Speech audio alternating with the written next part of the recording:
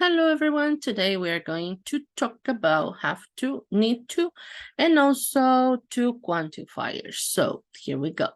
The first thing is to know about have to and need to, that these are modal verbs.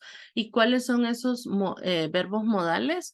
Son los que pueden significar o manifestar desde una sugerencia, una necesidad, solicitud, probabilidad, una obligación, un consejo y hasta conceptos más complejos como modalidad. Por lo tanto, el significado transforma el contexto como los verbos que se van a relacionar dentro de esta oración. Y estos modal verbs son muchos verbos, pero específicamente ahora vamos a hablar sobre los verbos modales have to and need to. Ok, en el caso de have to que tenemos acá, pues realmente nosotros lo vamos a utilizar cuando vayamos a expresar desde una obligación o una certeza o algo similar. En este caso, una obligación que usted tiene, por ejemplo, she has to be on a trip right now. Ella tiene que estar en un viaje ahora, es su obligación. So, in this case, as you can see, we have here the subject. Entonces, como tenemos un sujeto que es un tercera persona, ¿qué va a suceder? El verbo modal have to tiene que cambiar a la forma afirmativa, en este caso, de la tercera persona. Por eso hacemos la modificación del verbo have y tenemos has, ¿ok? Y como como pueden ver acá, tenemos el verbo principal que es zero estar, be, y no lo modificamos. ¿Por qué? Porque ya tenemos nuestro verbo que está siendo modificado en el presente, entonces ya no necesitamos cambiar nada más de nuestra oración. Entonces, después de tener nuestro verbo modal, tenemos el verbo principal, el main verb, y luego ya tenemos nuestro complement, ¿ok? Ahora, cuando no tenemos subjects que sean tercera persona, ¿qué va a suceder? En el caso de you, tenemos ahora have to, ya no lo modificamos porque no es un tercera persona, y luego tenemos nuestro main verb, que es clean. En este caso tampoco se va a modificar porque ya tenemos acá nuestro verbo modal, ¿ok? Y luego agregamos complement. Entonces tenemos you have to clean the house. Ok. Luego tenemos que recordar que en el caso de have to, siempre vamos a hablar de una obligación o cosas que deben hacerse, que no son una pregunta, no es que si usted quiere las va a hacer, sino que tiene esa obligación, right? So now, here we go with the need to. Ahora con need to, ¿cuándo lo vamos a utilizar? Es para expresar un requerimiento. En este caso, algo que necesita hacerse. Entonces, igual, en la oración tenemos subject, luego tenemos need to, que es nuestro verbo modal, y luego tenemos el verbo principal, que en este caso sería change, cambiar. I need to change the sheets. Necesito cambiar las sábanas. Luego, otra cosa que podemos tener acá como ejemplo es I need to change my schedule. Yo necesito cambiar mi horario, right? En el caso de cuando nosotros tenemos un tercera persona como subject, acá tenemos el ejemplo, igual que como have to, tenemos que modificar este verbo en la tercera persona. Vamos a modificar este verbo modal y vamos a agregar una S al final de need. Entonces vamos a tener he needs to get that wound cleaned up. Entonces, si se fijan, tenemos nuestro main verb después de need to y el que modificamos es need to, en este caso needs to, y luego el main verb permanece igual, right? Y luego tenemos nuestro complement. He needs to get that wound cleaned up. Él necesita limpiar esa herida. And now, if we have another pronoun, que no sea un third person, ¿qué sucede? Va a permanecer exactamente igual, right? I need to get a flu shot. Necesito tener esa inyección contra la gripe.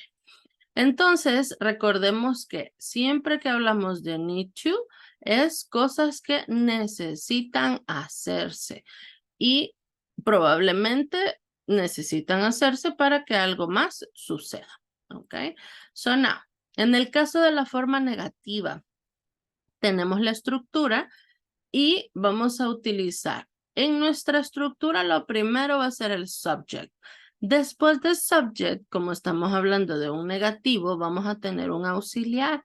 En este caso, mi auxiliar va a ser el auxiliar para el presente, que es do o does, dependiendo de nuestro subject, right? Y luego tenemos el not. Después vamos a agregar have to o need to, ya con el main verb, el verbo principal, y también el complemento, right? Entonces, en este caso, tenemos que fijarnos siempre. Acá, si yo tengo un third person, ¿qué va a suceder? Voy a utilizar la forma del auxiliar para los tercera persona. En este caso, she does not. Y luego voy a utilizar have to. Aquí podría ser también need to. ¿Y qué va a suceder? Ya no va a cambiar mi modal verb. ¿Por qué? Porque yo ya tengo mi auxiliar, que es el que está modificando esa oración. Luego voy a tener el verbo principal, el main verb, que en este caso es cambiar, y tampoco lo voy a modificar. Siempre recordemos que cuando tenemos aquel auxiliar en presente, no se modifican verbos, ¿ok? Y al final vamos a tener el complement. Entonces decimos, she does not have to change her schedule. Ella no tiene que cambiar su horario, right? Si acá tuviéramos un pronombre que no fuera tercera persona, por ejemplo, que fuera you, recordemos que vamos a utilizar el auxiliar you, ¿ok? Entonces va a depender de nuestro subject. Ahora, en el caso de la estructura de preguntas, de questions, igual vamos a utilizar ese auxiliar para poderlas desarrollar. En este caso tenemos la estructura que va. Primero vamos a escribir nuestro auxiliar para el presente, luego vamos a tener el subject, luego del subject vamos a tener uno de nuestros modal verbs. Luego vamos a tener el main verb que no se va a modificar, va a permanecer siempre en la base form. Al final tenemos complement y question mark. Ok, so now, si yo tengo un subject I, que no es un tercera persona, recordemos siempre que voy a utilizar do. Entonces escribo mi auxiliar para pregunta. Y digo, do I,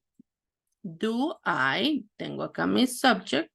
Luego voy a elegir, en este caso voy a escribirlo con have to. Do I have to? Y luego vamos a escribir nuestro verbo principal, que sería en la base form, turn in, y luego el complement, my paper y question mark. Entonces digo, do I have to turn in my paper? Debo entregar mi documento. Y si yo lo tuviera en el caso del modal verb need to, vamos a utilizar la misma información, solo voy a cambiar el modal verb. ¿Ok? Y aplicaría lo mismo. Ahora vamos a hablar de los quantifiers some and any. En el caso de estos quantifiers nos van a ayudar para hablar de cantidades. Y en el caso particular de estos dos quantifiers, vamos a utilizarlos ya sea con plurales o nombres que sean no contables, o sea, con cosas generales. En este caso, vamos a poder compararlos con el uso de los de a o an antes de un nombre que sea singular. Por ejemplo, irían en la misma estructura, en el mismo lugar de la estructura de la oración. Por ejemplo, acá tenemos con a. Entonces digo, can I have a banana? ¿Puedo tener un guineo o una banana? Y acá, si se fijan, tenemos la comparativa. Va en la misma posición de mi oración, el some, pero tiene un significado diferente. En este caso digo, can I have some bananas? En este caso me refiero que es más de una banana, pero que es un grupo pequeño. Por ejemplo, podría traducirlo como can I have some bananas? ¿Puedo tener algunas bananas? Entonces, así es como utilizamos some. Luego también puede significar some un cierto número o una cierta cantidad de. Por ejemplo, en este caso, vamos a tener en cuenta siempre que no vamos a decir la cantidad exacta, sino que lo vamos a utilizar como dice acá, un cierto número o una cierta cantidad de. Entonces, podemos preguntar. Este es otro ejemplo y decimos, can you buy some milk? No sabemos la cantidad exacta, sino que decimos algo de leche. Ajá. Entonces, hablo de cierta cantidad de leche.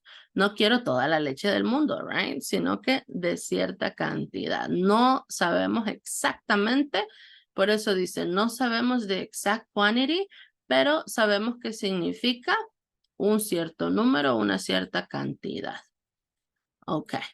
Ahora, también no vamos a utilizar, por ejemplo, un artículo antes de, en este caso, milk. ¿Por qué? En el caso de este noun. Porque, por ejemplo, nosotros lo podemos pensar como una categoría. La categoría en este caso, leche, right? Entonces digo, we need milk to make pancakes. Necesitamos leche para hacer pancakes. No voy a definir una cierta cantidad. No necesito utilizar ningún, en este caso, quantifier antes porque estoy hablando de leche como una categoría de manera general. Entonces, también en este caso tenemos ejemplos como we need to buy coffee. Necesitamos comprar café. También estoy tomando café como que fuera una categoría, entonces no necesito poner nada antes de este noun. Igual en el caso que si quiero hablar que necesito cierta cantidad, aunque no quiero ser específica, por eso dice certain amount of coffee, una cierta cantidad, puedo decir, would you like some coffee? ¿Te gustaría algo de café? Entonces también acá, como pueden ver, no hablo de una cantidad determinada, sino que de manera general, right? Algo de café. Luego, I ate some bread. Nos estamos refiriendo con some a una cierta cantidad de pan. Yo comí cierta cantidad de pan. No soy específica, pero agrego acá que es una cierta cantidad. Y luego, si yo no voy a utilizar un quantifier antes de ese noun, y es un noun general, como decir pan en general, puedo decir, I ate bread. Yo comí pan. Eso significa que no comí, ya sea otro noun general, como puede ser pasta o sea rice, ¿ok? De los que son no contables. Entonces, ahora tenemos la diferencia entre some y any. ¿Cuál es esa diferencia? Cuando nosotros pensamos en some, estamos hablando de situaciones que tengan que ver con oraciones positivas. Por ejemplo, si digo, she bought some tomatoes. Ella compró algo de tomates. Yo sé que esta oración tiene una connotación afirmativa. Ahora, ¿qué sucede con any? Usualmente lo vamos a utilizar para hablar en una connotación negativa o en una oración negativa. En este caso, tenemos aquí propiamente una negativa, tenemos el auxiliar. Entonces decimos, she didn't buy any tomatoes. Ella no compró tomates. Eso quiero expresar cuando lo utilizo con una estructura en negativo.